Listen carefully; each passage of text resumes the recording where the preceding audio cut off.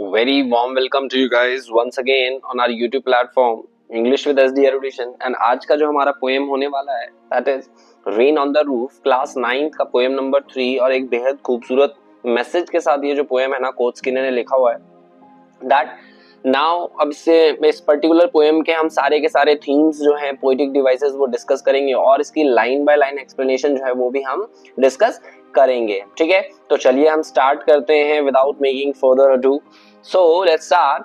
When the humid shadows hover, यानी इसमें बता रहे हैं दैट की ह्यूमिडिटी वो एयर है जो फुल ऑफ मॉइस्चर होती है, जहां पर मतलब उमस जिसे कहते हैं ना, दैट शैडोज यहाँ पर बादल है और होवर यानी घूम रहे हैं इधर उधर। When the humid shadows hover, आसमान में बादल जो है वो इधर उधर घूम रहे हैं। ओवर ऑल स्टारी स्फेयर्स मतलब बादल, स्टारी मतलब जो पूरे के पूरे पूरा आसमान जो सितारों से भरा हुआ है। एंड द मेलंकली डार्कनेस, और ये जो डार्कनेस है, ये जो अंधेरा है ना, ये ऐसा प्रतीत हो रहा है जो बहुत ज्यादा क्या हो, दुखी हो, उदास हो। मेलंकली मतलब उदासी kind of. Gently weeps in rainy tears, यानी ये जो उदासी है, यानी ये जो बादल है, अंधेरा है, ये क्या करने वाला है, रोने वाला है इन फॉर्म ऑफ टीयर्स। यानी जो ये बारिश हो रही है तो बारिशों को किससे कंपैरिजन किया गया इन्होंने, टीयर्स से।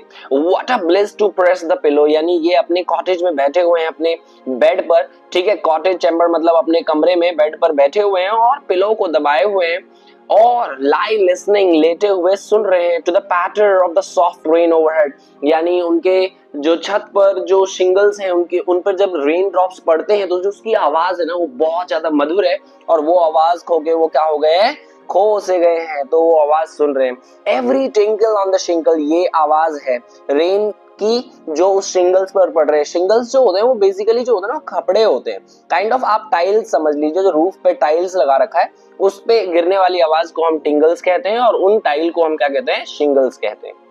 Has an echo in the heart, और उससे एक इको हमारे दिल में, उनके दिल में क्या हो रहा है, एक इको यानी गजब सी गूंज हो रही है। एंड 1000 ड्रीमी फैंसीज, ये जो है वो सपने हैं, कई हजारों सपने जो हैं वो अब आने वाले हैं, क्योंकि जब भी बारिश की बूंदें आती है तो अपने साथ कई सारी ऐसी ड्रीम्स लेकर आती हैं। इनटू बिजी बीइंग स्टार्ट, और अब ऐसा क्या होने वाला है, ये बिल्कुल भी स्टार्ट होने वाला है। अब ये मतलब जो भी ड्रीम्स हैं वो आने वाली हैं और ये देखने वाले हैं। ठीक है, and 1000 recollections weave their air threads into woof. Woof जो होता है एक टाइप ऑफ फैब्रिक होता है।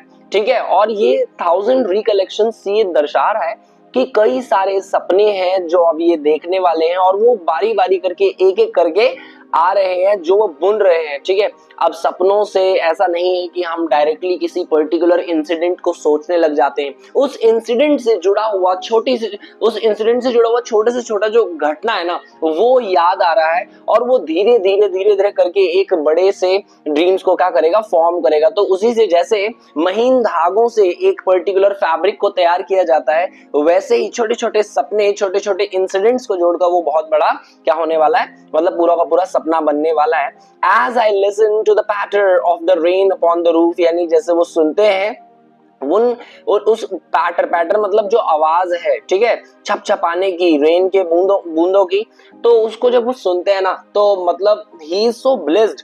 Now in memory comes my mother, यानी अब उनकी मम्मा जो है ना वो उनकी मेमोरी में आती है। That his mamma is no more, इनकी मम्मा जो है वो अब दुनिया में नहीं है।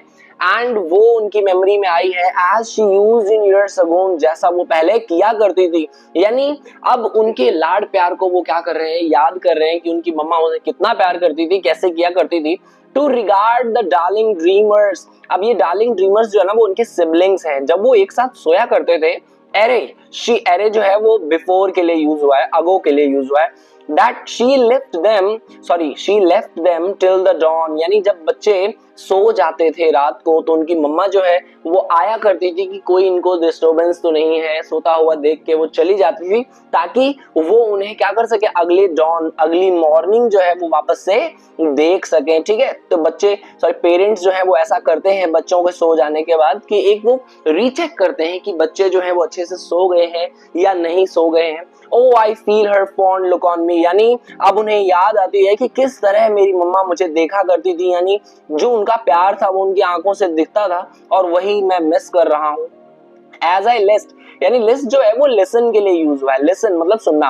As I listen to this refrain, जब मैं इन चीजों को सुनता हूँ, रिफ्रेन जो होता है वो काइंड ऑफ चीजें, गाना समझ लो, ठीक है। Which I played upon the shingles, यानी जो इन शिंगल्स पर जो आवाजें आ रही है ना वो मतलब इतनी मधुर है कि वो मुझे मेरी पास्ट मेमोरीज में लेकर जा रही है। नॉस्टैल्जिया हो रहा है मुझे। नॉस्टैल्जिया क्या होता है? जब हम पास्ट मेमोरीज को क्या करते हैं, सोचते हैं। as which is played upon the shingles by the patter of the rain, यानी इन आवाज, इन रेन की बूंदों से जो आवाज आ रही है ना, जो पैटरिंग की जो आवाज आ रही है वो मुझे क्या कर रही है, सपनों में खोने को मजबूर कर रही है। और मैं सच में खो गया हूँ। और उन सपनों में कौन आ रही है? मेरी मम्मा आ रही है, मेरे सिबलिंग्स आ रहे हैं, कि कैसे हम समय साथ गुजारा करते थे और वो अपनी मम्मा को बहुत ज्यादा मिस कर रहे हैं, ठीक है। तो आई होप ये सारे के सारे वर्ड्स और पूरा का पूरा पोएम जो है वो क्लियर हो गया हो। Now come to poetic devices. अब सारे पोएटिक डिवाइसेस देख लेते हैं इसमें। First is alliteration. एलिट्रेशन देखते हैं। एलिट्रेशन क्या होता है? That repetition of starting sound. जब दो या दो से ज्यादा वर्ड्स में स्टार्टिंग साउंड रिपीट होता है तो उसे हम क्या कहते हैं? एलिट्रेशन। जैसे ह्यूमिड होवर में हो का साउंड रिपीट हो रहा है, स्टारी स्पेयर्स में सो का साउंड रिपीट हो रहा है, डार्लिंग ड्रीमर्स में ड का साउंड रिपीट हो रहा है, तो ये क्या है? एलिट्रेशन है। Now come to ओनोमेटोपोइया। ओनोमेटोपोइया, जब भी किसी चीज के साउंड को दर्शाया जाता है ना तो वो होता है हमारा ओनोमेटोपोइया। जैसे यहाँ पर रेन के ड्रॉप्स को दर्शाया गया है पैटर से, पैटरिंग ऑफ द रेन ड्रॉप। तो जब भी किसी भी चीज की आवाज को दर्शाया जाए, दिखाया जाए थ्रू वर्ड्स, तो वो क्या होता है? हमारा ओनोमेटोपोइया होता है। Now come to the third one which is personification. तो पर्सोनिफिकेशन यहाँ लगाया गया है कि जो उदासी है, यानी उदास जो डार्कनेस है ना, वो क्या करे? जेंटली वीप्स, रो रही है। तो उदासी नहीं रोती है, ठीक है। अंधेरापन जो है वो नहीं रोता है, ओके। तो यहाँ पर रोने से दिखाया गया है। Rain drops play. Rain drops जो है वो खेल रहे हैं, नहीं ऐसा नहीं होता। खेलना हम ह्यूमन ट्रेट्स है। तो जब भी ह्यूमन क्वालिटीज दी जाती हैं नॉन लिविंग थिंग्स को तो वो क्या हो जाता है? हमारा पर्सोनिफिकेशन हो जाता है। तो इसीलिए ये पर्सोनिफिकेशन है। इमेजरी। इमेजरी तो ऑलमोस्ट हर एक पोएम में होता है। जैसे हम सभी इमेजिन कर सकते हैं कि जैसे पोएट जो है वो अपने बिस्तर पर बैठे हैं, अपने पिलो को दबाए हुए, और उस बारिश की बूंदों की आवाज वो सुन रहे हैं, तो कहीं ना कहीं हम इन चीजों को क्या कर पा रहे हैं? रिलेट कर पा रहे हैं। उसका इमेजरी जो है, उसकी जो इमेज है वो क्रिएट कर पा रहे हैं, जनरेट कर पा रहे हैं। तो ये क्या होता है? इमेजरी।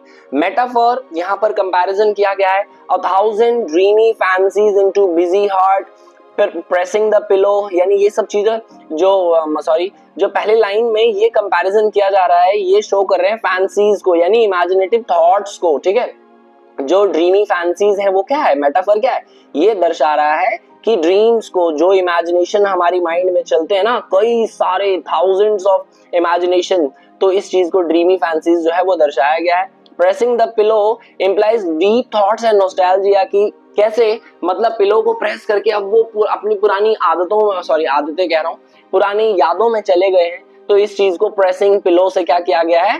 कंपेयर किया गया है। Now come to the next one which is enjambment. Enjambment क्या है? जब एक ही थॉट प्रोसेस को, एक ही बात को दो या दो से ज्यादा लाइन में जब पोएट कन्वे करता है तो उसे क्या कहते हैं? हम एंजाममेंट कहते हैं। जैसे a sentence continues beyond one line without a pause, when the humid shadows hover, क्या हो रहा है? Over all the starry squares, यानी एक ही बात को, अब तक इनकी बात खत्म नहीं हुई थी लेकिन उन्होंने क्या कर लिया? दूसरे लाइन का इस्तेमाल कर लिया। तो इसीलिए ये क्या हो गया? एंजाममेंट हो गया। Now symbolism. रेन किस चीज को रिप्रेजेंट करता है? कंफर्ट को, नॉस्टैल्जिया को, ठीक है। जब रेन आती, बारिश जब आती है तो बहुत ज्यादा कंफर्ट होता है, एंड नॉस्टैल्जिया, हम अपनी पुरानी यादों में खो जाते हैं, ठीक है। Soothing memories. डार्क क्लाउड्स जो है वो ग्लूमी इमोशंस, उदासी को शो कर रहा है, ठीक है, सैडनेस को शो कर रहा है।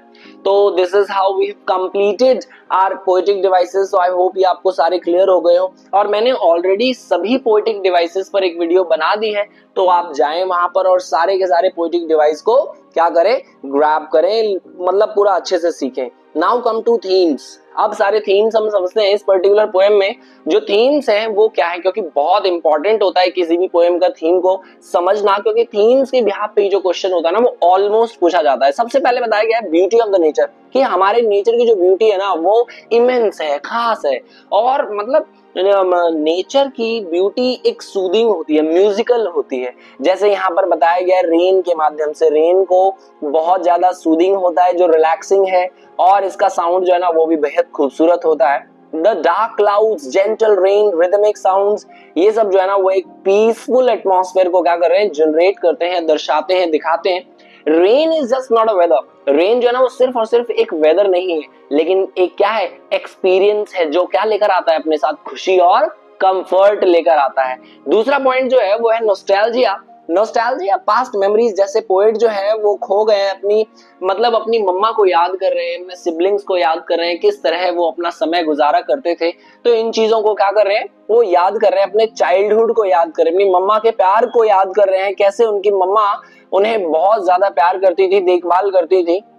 Now come to third one, ये दर्शाया गया मदर्स लव एंड अफेक्शन, माँ के प्यार और जो प्रेम है उनका, वो दर्शा रहा है ये पर्टिकुलर पोएम, कि कैसे द पोएट फॉन्डली रिमेंबर्स, यानी इतने प्यार से वो क्या करते हैं, अपनी मम्मा को याद करते हैं। How she used to watch over him, कैसे उनकी मम्मा उनको देखा करती थी, कब, जब वो लोग सो जाया करते थे, कि मेरे बच्चे जो हैं वो कंफर्ट में है या नहीं है, उनको कोई दिक्कत तो नहीं हो रही है, वो अच्छे से सो गए हैं या नहीं। तो वो जो फॉन्ट था, वो जो प्यार था ना, वो झलकता था, और उस चीज को पोएट जो है बहुत ज्यादा याद करते हैं। Okay, now come to the next one, the soothing and healing power of rain. बारिश की बूंदों में ना बहुत ज्यादा हीलिंग पावर होती है, कि भले ही वो मतलब किसी मेडिसिन का काम ना करे, बट इनडायरेक्टली वो मेडिसिन ही है, कि वो आपको इतनी ज्यादा रिलैक्सेशन प्रोवाइड करेगा और सूद प्रोवाइड करेगा, दैट कि आप अपने गमों को क्या कर जाओगे, भूल जाओगे।